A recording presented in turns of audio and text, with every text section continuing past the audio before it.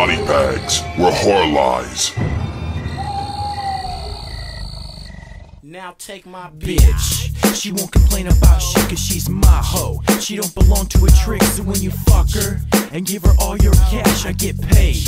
I put my foot in her ass, I won't marry the bitch and give her half, I get mohead. And then I laugh at that one bitch shit. I got a gang of hoes, I get freak ass lick these balls and toes. Now stupid little bitches get tossed if they don't realize that I'm the motherfucking boss. Come on down and get your ass pinched. And if you talk shit, get your ass lynched. Cause I'm the B, the I, the T, the C, the H, the K, the I, the L, the L, the A, Sean B. A boy that's bigger than a nut. Cause a bitch is a bitch, is a hoe, is a slut. You say, how can I call a woman a bitch? It ain't nothing but a word like shit. Ain't no slipping in my motherfucking pimpin'. And all bitches ain't women, yo. Yo, what's up everybody? Welcome to week 84 here on Body Bags. I am your host Moodz616, and thank you once again for dropping in. Alrighty, yeah, week 84 is here, and it is Mutation / Mutants week. I decided to go with this film, a Japanese film from 1989, solely because I'd never seen this film. I've had it in the collection for so long, never got a chance to check it out. Well, not that I didn't get a chance, I just haven't watched it yet. But I'd heard that this one is very strange and odd and kind of sits in a class by itself. And now after viewing it, I can kind of see why people say that and why I also don't see a lot of reviews about this one, because it's very, very strange. Yeah, like I said, it's from 1989 and it's called Tetsuo the Iron Man. Yes. Yeah, I can totally see why there isn't a lot of reviews for this one, because it's a very, very strange film. Basically, trying to break down the plot of this film if I can. It's about a couple. I guess this guy's like a salaryman. He's got a girlfriend. They're in their car. They hit this guy, this particular guy, who you see in the beginning of the film, who likes to cut open himself and insert metal pieces. He's got like some kind of weird metal fetish thing going on. Anyways, they end up hitting this guy with their car. They think he's dead, so they throw him in the bush. They actually have sex out there and shit like that. It turns out that this guy's actually not dead. Anyways, the couple goes back to their place, and sooner than later, the guy, like the salaryman or whatever you want to call him, he starts to kind of develop, he starts kind of mutating into this Iron Man himself. All of a sudden, metal starts protruding out of his legs and his arms, and gets like this huge metal penis and shit, and he starts to manifest into this big metal hunk of shit, basically. He's like, it's almost like scrap metal that's coming out of him and stuff. And that is pretty much the plot of the film right there. Now, my thoughts on this one. Wow. Now, this is one fucking crazy experience, man. First off, this movie's shot in black and white, and it runs about 65 minutes long, so it's very short, very to the point, super hyperactive film. Shot on 60mm, so it has this really gritty, awesome look to it, man. Really fantastic visual look to it already with the black and white 60mm. Basically, how I break this down is that if you could put together, say, David Lynch, you know, David Cronenberg, and kind of mix in with a little bit of Takashi Miike in there, you know, all their crazy minds, this is the child of that mind right there. Really fucking surreal type film. This one at times almost feels like a music video, with the hyperactive, aggressive score in it. Really fast-paced editing.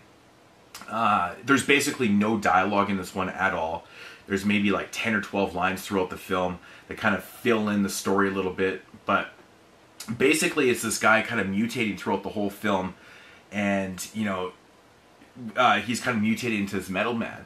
And it's done in such an intense, surreal, nightmarish visual spectacle. You know, like I said, it's really hyperactive. The editing is super fast, and it's just fucking crazy to watch, man. It's really crazy. Like, the soundtrack is so perfect for it. You can tell it's made with industrial sounds. Like, the movie looks very industrial. It's kind of like, have you seen Eraserhead before? You know, that kind of visual and the sound effects and stuff. Well, that's kind of like what you get in here, but a little more intense. It's a little more intensified, so just fucking crazy, crazy editing in this. There's a lot of scenes that are just like, you know, like almost not even a second of, you know, a shot, and it's just like fast-paced editing, which is so fucking crazy. Like I said, at times it kind of feels like a music video because there's a lack of dialogue, and the fast-pacedness kind of feels like you're watching a Tool video at times. There is like some stop-motion animation in it and things like that that are going on. It really add to the visual of it. You know, it's so dark, and there's like it's a dark nightmare is basically what you're watching. It's really, really crazy. But you know, it feeling like a music video is actually kind of a good thing. It really kind of, this film separates itself from anything else that you've ever seen in that aspect. You know, it may sound kind of off-putting at first, but you really got to see this one to actually believe it. It's really hard to kind of put into exact words to kind of give you like a perfect visual of what you're going to get yourself into. But all I can say is black and white, really hyperactive editing, hyper score, and just visually amazing. Really, really cool stuff, man. I think the director actually is the main character in this film, I believe, also. So he really knew what he wanted, man. It's just fucking awesome. Really, really awesome stuff, man. Yeah, and it's like a really twisted film, though, you know, with the whole aspect of fucking, you know, turning into a metal man. And it's kind of got some dark humor in it, too, with, like, you know, this huge drill penis and shit that's going on. But it's one of these films that you can't really take your eyes off of, you know, because it's changing scenes so drastically. And which is a good thing, you know. It's just, it's so different. It's so different. I really don't know what else to say about it without giving anything away. But I really did enjoy the effects in this. You know, there's a little bit of gore. There's like stop motion animation that's going on in it and stuff. And like I said, you know, with the fast-paced editing and the really hyperactive score, the stop motion works perfect in it. It kind of fills it in, and it's just like, wow. But really, not a dull moment in the entire film because, like I said, it's just over 60 minutes, so it kind of gets into the story right away. And it might seem like it's a little contrived, you know, it might not seem like it's really going anywhere, but there is a story in there. And I know after multiple viewings, I'll probably catch on to a little more stuff. But this is an experience, man. I really fucking enjoyed this. This was fantastic, and I think it was actually smart to make the film in black and white. It adds a lot to it. Like, especially with that industrial type look, I think it's kind of a piece that maybe kind of borrowed from David Lynch's Eraserhead a little bit, you know, but I think it's fantastic. But, just awesome stuff. I couldn't recommend this enough, man. I kind of actually just want to like pop it in and watch it again, to be honest. But, you know, it's just one of the most surreal, nightmarish films I've seen in such a long time, you know. I think this and Eraserhead would be a crazy double feature, really fucking twisted ass films. But yeah, Tetsuo the Iron Man, got to check this out. Fantastic experience right here. You know, it's not long, so got no excuses not to watch it, really. If I had to rate this one, I'm going to give it a 9.5 out of 10. It's absolutely an experience and a half. You know, mad props to the editing in this film, man. Just the way it was shot. Lots of editing, lots of fucking editing going on in here. You know, in '89, so this is 16mm, so you're doing a lot of chopping.